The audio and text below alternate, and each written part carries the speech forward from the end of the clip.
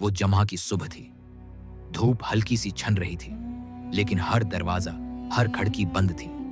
कोई बोलता नहीं था, कोई हिंसता नहीं था, और सब एक ही काम में लगे थे। जनाजा तैयार हो रहा था। लेकिन हैरत की बात यह थी कि किसी ने यह नहीं पूछा मरने वाला कौन है। गांव की मस्जिद के स्पीकर से ऐलान हुआ, आज बाद नमाज़े जुमा जनाजा होगा, सब शिरकत करें। लेकिन नाम न किसी ने सुना, न किसी ने पूछा, और जो भी पूछने जाता वो खामोश हो जाता, जैसे जबान किसी ने छीन ली हो। एक नौजवान लड़का नामान शहर से आया हुआ था। वो हैरान था। उसने अपने चचा से पूछा, चचा कौन मरा है? चचा ने बस इतना कहा, यहां कुछ सवाल नहीं पूछे जाते। जनाजा मस्जिद में लाया गया। लोग सफ में खड़े हो गए। नौमान ने ताबूत के अंदर झांकने की कोशिश की और दम बखूद रह गया। ताबूत खाली था, न कोई चेहरा, न कोई कफन, बस सन्नाटा।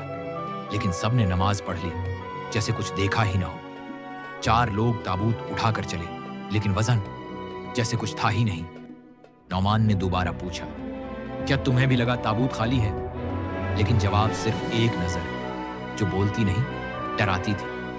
कब्र खोदी गई, ताबूत रखा गया और मिट्टी डाल दी गई, किसी ऐसे के लिए जो था ही नहीं। उसी रात नौमान ने गांव के पुराने मौलवी साहब से बात की। मौलवी साहब ने दरवाजा बंद किया और आहिस्ता से कहा, यह जनाजा हर साल होता है। क्या मतलब? ये किसी इंसान का नहीं, ये एक अजाब का जनाजा है जो वापस आता है हर बार किसी नए चेहरे में। रात गए।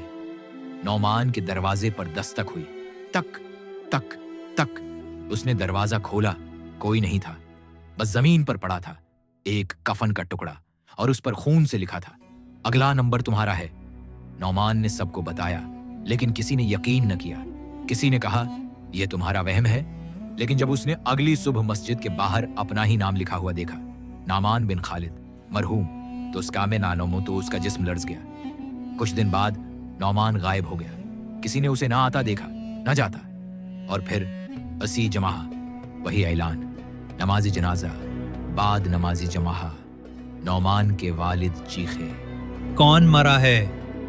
मौलवी ने बस इतना कहा, सवाल मत करो, जनाजा जरूरी है। जब जनाजा कब्र में रखा गया, कब्र में हल्की सी हरकत हुई, लेकिन किसी ने ध्यान न दिया, या शायद देना नहीं चाहा, क्योंकि जो सच बोलता था वही अगला जनाजा बनता था। 40 दिन बाद किसी ने नौमान को गांव के कब्रिस्तान के पास देखा। वो सांस ले रहा था, चल रहा था, लेकिन चेहरा बेजान, आंखें खाली। बस एक जुमला बोल रहा था, मैं मर चुका हूं, अब तुम्हारी बारी है। कुछ जनाजे मुर्दा जिस्मों के नहीं होते, वो जिंदा लोगों के ज़मीर दफनाते हैं। और जब ज़मीर बार बार दफन हो तो गांव में हर साल एक नया जनाजा आता है, जिसमें कोई मरने वाला नहीं होता, लेकिन सब मर चुके होते हैं अंदर से।